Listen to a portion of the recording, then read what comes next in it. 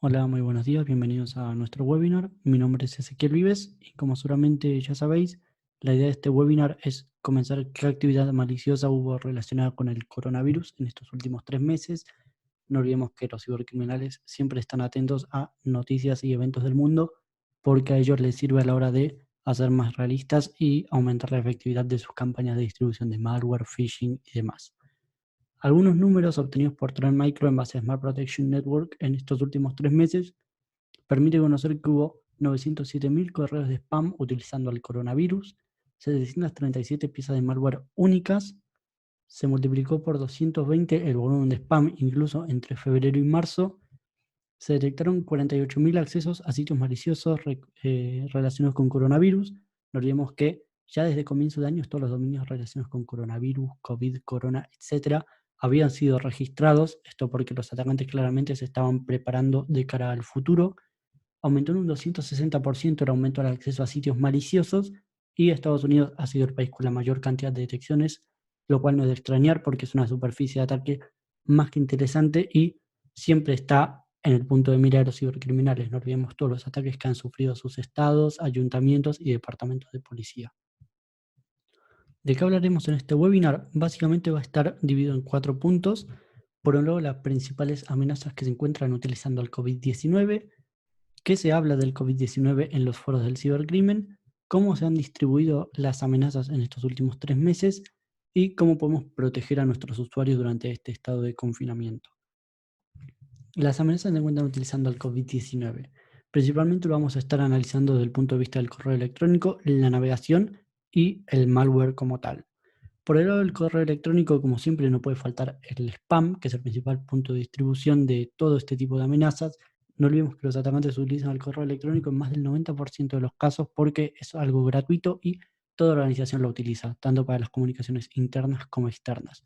Aquí podemos ver dos casos de correos adjuntos que hacen referencia a o bien noticias sobre el coronavirus o a envíos cancelados por la situación actual y claramente lo que buscan es distribuir malware, como podemos ver los dos adjuntos que hay debajo, con extensiones no tanto poco conocidas, pero que no son de ofimática o no se corresponden con lo que dice el correo.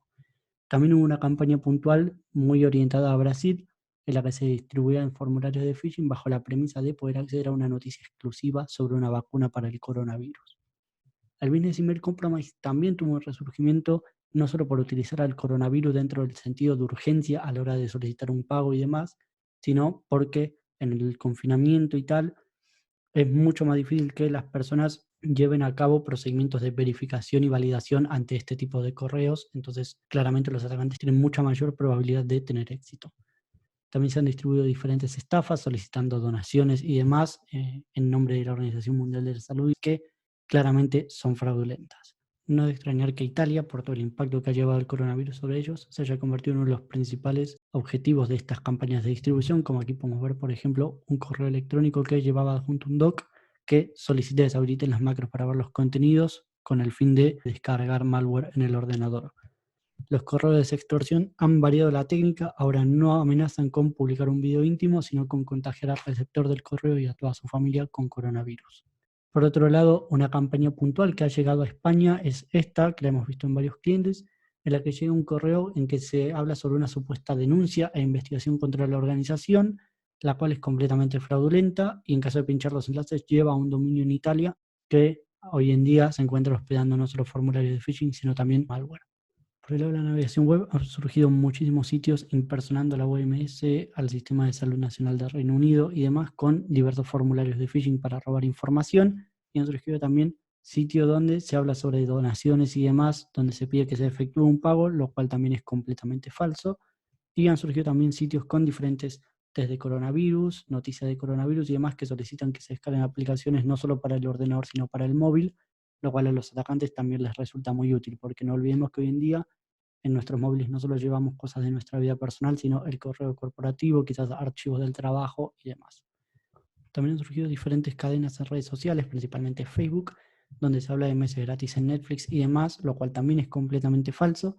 Y cuando un usuario pincha, es suscripto a una aplicación maliciosa que obtiene sus credenciales y luego redirigido a un supuesto formulario de Netflix, donde debe completar una encuesta para recibir sus meses gratis. Solo que una vez ha completado la encuesta, le piden que comparta ese mensaje, con lo cual no solo ha entregado sus credenciales, sino que ayuda sin saberlo a los criminales a propagarse. Por el lado de las amenazas, hemos escogido 3 para mencionar. Por un lado, TrickBot, que también lo ha mencionado Microsoft dentro de la información del ATP de Office 365, han determinado que es la amenaza que más ha estado utilizando el coronavirus como excusa para propagarse por correo.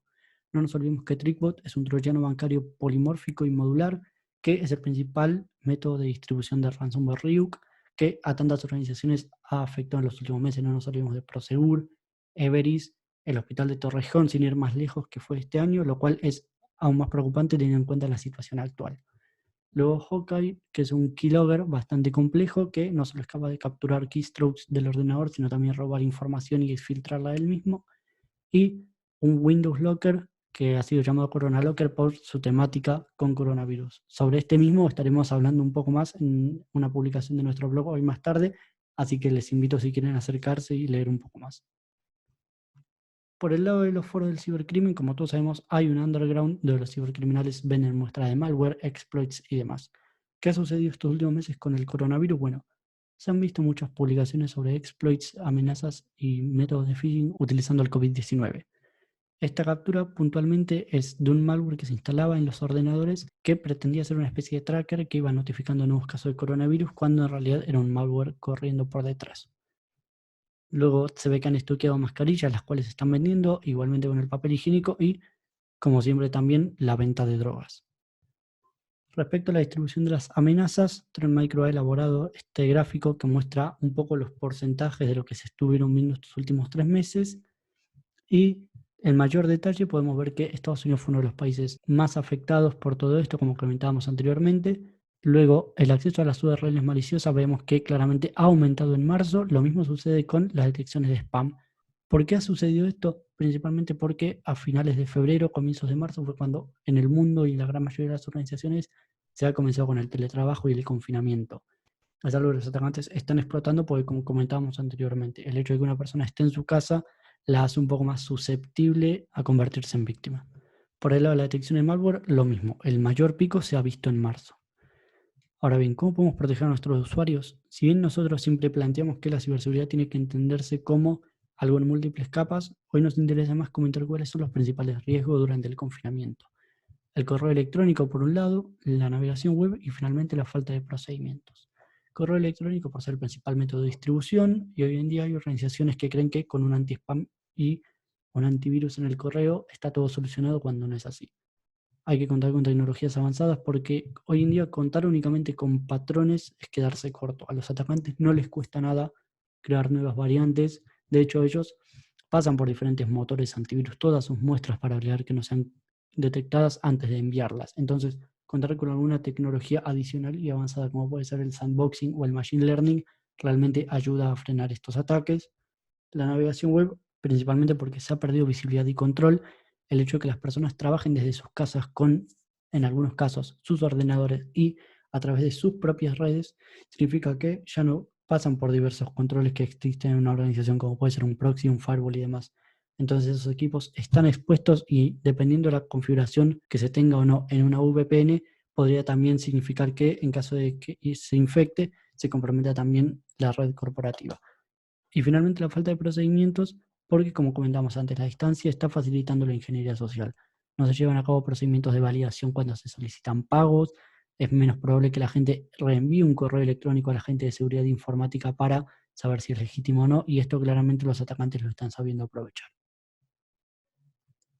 Ahora bien, por nuestro lado y de Tren Micro estamos ofreciendo cierta tecnología gratuita también durante la cuarentena para ayudar a las organizaciones a protegerse a ellos y a sus usuarios durante este periodo de teletrabajo, tanto por el lado de la navegación web como por el lado del correo electrónico, herramientas de colaboración.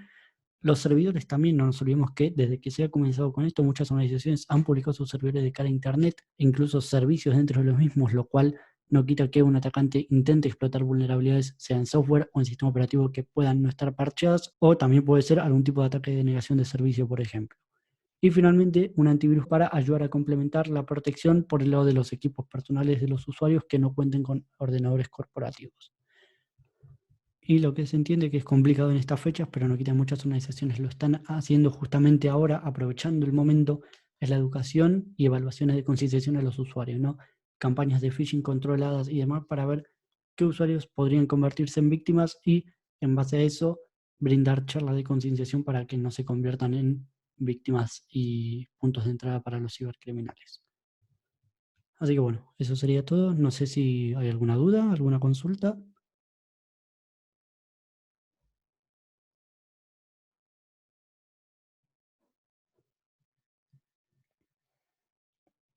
Bueno, al parecer no habría preguntas, así que nuevamente, muchas gracias por haberse sumado. Sepan que pueden contar con nosotros y contactarnos ante cualquier consulta o inquietud. Y nos estamos viendo en nuestro próximo webinar. Un saludo.